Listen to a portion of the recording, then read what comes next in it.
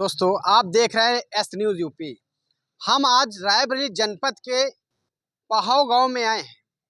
ये कांग्रेस का गढ़ कहा जाने वाला रायबरेली है, जहां पर अभी तक प्रत्याशी नहीं घोषित हुए हैं। सोचने वाली बात, रायबरेली कांग्रेस का गढ़। यहां पर मैं जानूंगा रायबरेली जनपद खीरो विकास खंड के पहाव ग्राम पंचायत में यहाँ पे चुनाव को लेकर के क्या स्थिति चल रही है, क्या मतदान का कितना वोटर जागरूक है। हम आज यहाँ पर कुछ लोग बैठे हैं, पहले उनसे बात करेंगे कि आज वोटिंग को लेकर के दिन प्रतिदिन नज़दीक डेट आती जा रही है और यहाँ ग्राम पंचायत में कितने लोग जागरूक हैं। दादा, क्या नाम है आप? भगवान बकत सिंह, कहाँ के रहने वाले? पाहो के। लोकसभा का बिगुल बज चुका है, जहां पर अगर देखा जाए कि प्रथम चरण का चुनाव भी हो चुका है। रायबरेली जनपद जो कि कांग्रेस का गढ़ कहा जाता है, यहाँ पर अभी तक प्रत्याशी घोषित नहीं किए गए हैं। इसका क्या कारण हो सकता है?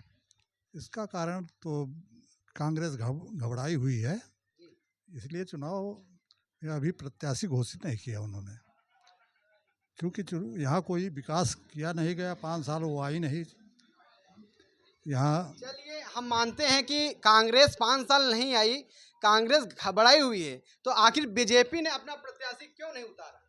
बीजेपी उतारेगी अपना प्रत्याशी, वो देख रही है कि कौन सा आ रहा है प्रत्याशी कांग्रेस से। क्या लगता है 2024 के चुनाव में रायबरेली कांग्रेस का गढ़ कहा जाता है, कांग्रेस की क्या स्थिति रहेगी रायबरेली?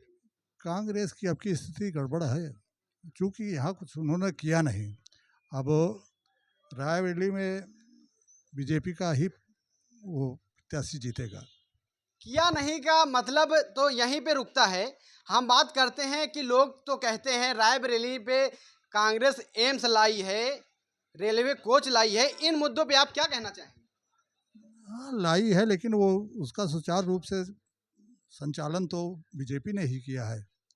बीजेपी ने संचालन किया, लेकिन ये बड़ी बड़ी चीज़ें जो कि नेशनल में जानी जाती हैं, उन चीज़ों को रायबरेली में लाना, ये क्या कहीं से कम माना जाता है? नहीं है तो, लेकिन जो बीजेपी इस समय कर रही है विकास, वो कांग्रेस के पीरियड में नहीं हुआ।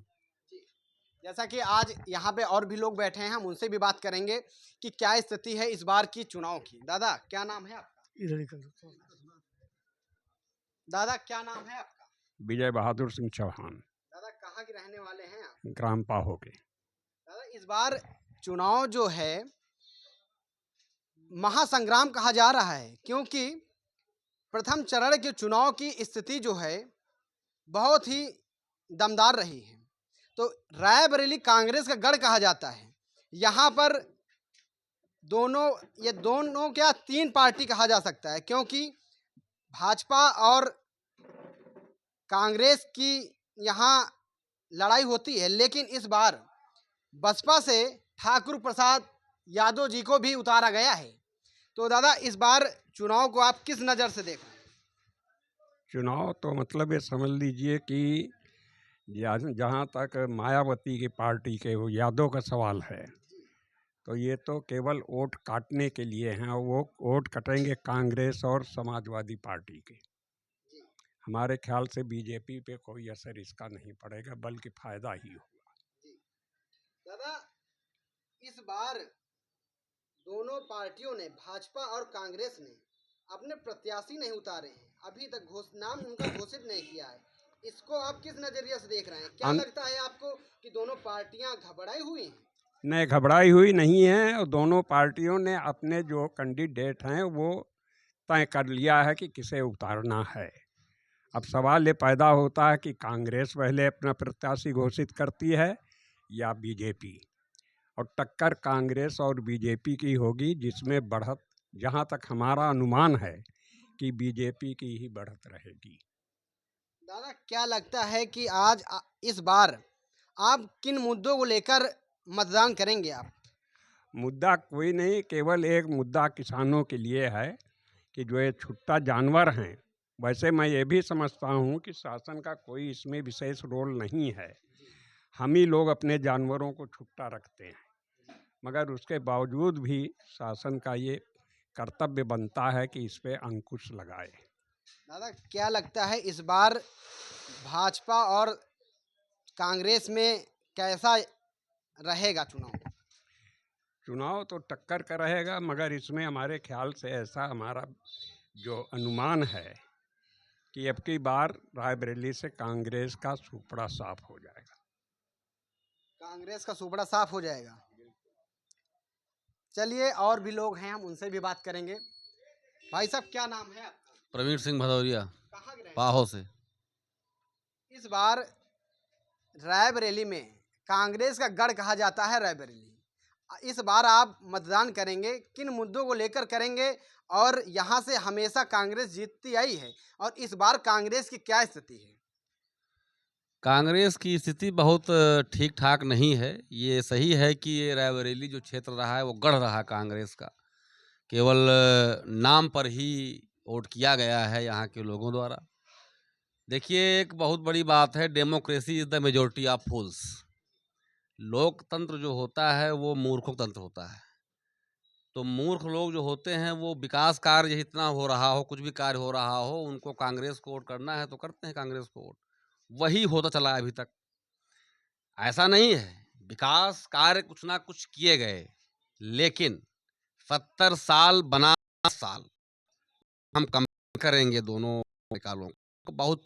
कांग्रेस जैसे दो काम करते हैं कि वो कोच फैक्ट्री लग गई है, हो गया, ठीक बात है, लेकिन 70 साल में कहीं अगर बीजेपी की सरकार रही होती तो कुछ अलग नज़ारा होता। रायबरेली कांग्रेस का गढ़ कहा जाता है क्योंकि रायबरेली से कांग्रेस हमेशा से जीतती आई है। इस बार की क्या स्थिति है? इस बार तो पलटी मारना तय है, क्योंकि सामने देखिए अभी तक तो कोई, चाहे बीजेपी रही हो चाहे कांग्रेस, अंदर खाने पे चाहे कोई खबर आ रही हो पुत्रों के हवाले से, अलग बात है। कैंडिडेट कौन आता है? बीजेपी अगर एज ए कैंडिडेट माननीय मंत्री जी को, माननीय दिनेश सिंह जी को अगर टिकट देती है तो निश्चित तौर पे वो भारी रहेंगे। भारी रहने का मात्र ही यही एक कारण है कि उन्होंने धरातल पे काम किया है और उनके कार्यों की सराहना चारों तरफ हो रही है। और अगर वो कैंडिडेट होते हैं बीजेपी की तरफ से तो निश्चित तौर पे उनकी विजय सुनिश्चित है, कोई रोक नहीं पाएगा। भाई साहब, आपका क्या नाम है? सुशील कुमार वाजपेयी, कहाँ के रहने? पाहो। इस बार चुनाव घमासान है, तो इस बार का चुनाव आप रायबरेली से किस नजर से देखें? रायबरेली का चुनाव बीजेपी के पक्ष में है। जो राम मंदिर, बहुत सारे मुद्दे ऐसे मोदी योगी जी ने किया है जिससे कि जनता एकदम पागल हो चुकी है बीजेपी के लिए। तो रायबरेली में अब की कमल खिलना तय है, 100%, 110% तय है। भाई साहब, आपका क्या नाम है? जितेंद्र सिंह नाम है हमारा। इस बार का 2024 का चुनाव आप किस नज़र से देख रहे हैं? विकास के नज़र से देख रहे हैं। भाजपा की सरकार में जो विकास हुआ है, गरीब से लेकर निश्चित है कि जो है हर वर्ग के लोगों का विकास हुआ है, भेदभाव नहीं हुआ है। तो इसी विकास के नज़रिए से भाजपा अब की बार रायबरेली में कमल खिलाएगी। जैसा कि अभी आधिकारिक कोई पुष्टि नहीं हुई है, लेकिन अगर रायबरेली से प्रियंका अगर लड़ती हैं तो चुनाव कैसा रहेगा? प्रियंका चुनाव लड़ती हैं, निश्चित तौर पे उनका गढ़ था, ये गढ़ माना जाता है रायबरेली जनपद। लेकिन गढ़ होने के बावजूद अभी तक सांसद थी सोनिया जी, पिछला कार्यकाल उनका जितना गुजरा है उसमें एक भी बार ये यहाँ पर किसी भी जनमानस की समस्या को लेकर कभी आई ही नहीं सुनने। जैसा कि ये भी कहा जाता है कि वो नेशनल लीडर हैं, बड़े उनके पास काम रहते हैं, उनको देश के बहुत सारे ऐसे काम हैं जो उनको देखने हैं, तो उस चीज़ को आप किस नज़रिए से देख रहे हैं? नेशनल लीडर हैं तो रायबरेली भी उसमें आता है। अभी अपने बेटे के लिए वो प्रचार में जा सकती हैं, पैदल चल सकती हैं। ये भी जनपद भी उसी प्रदेश में है, भारत देश में है, हिंदुस्तान में है, तो ये भी तो नेशनल में है। क्या ये कहीं और आता है, तो यहाँ भी उनको आना चाहिए, समस्या सुननी चाहिए, किसी गरीब दुखिया की समस्या का निवारण करना चाहिए। कुछ बहुत समय तो देना चाहिए ना।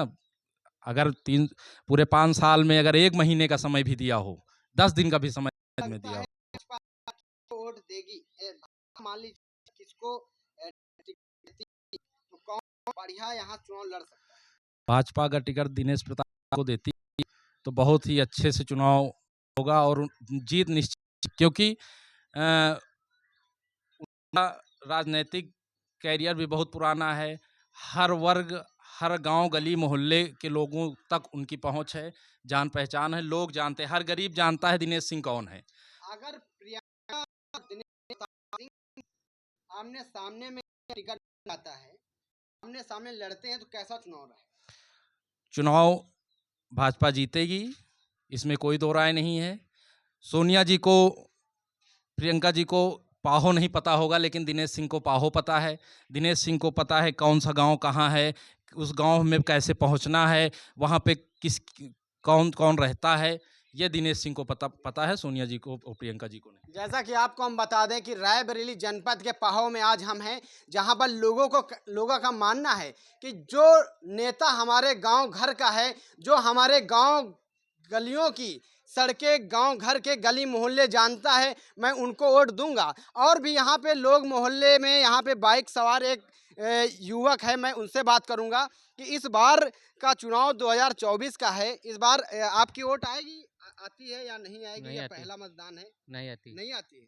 दादी क्या नाम है आपका? मेरा नाम जहरा बानो।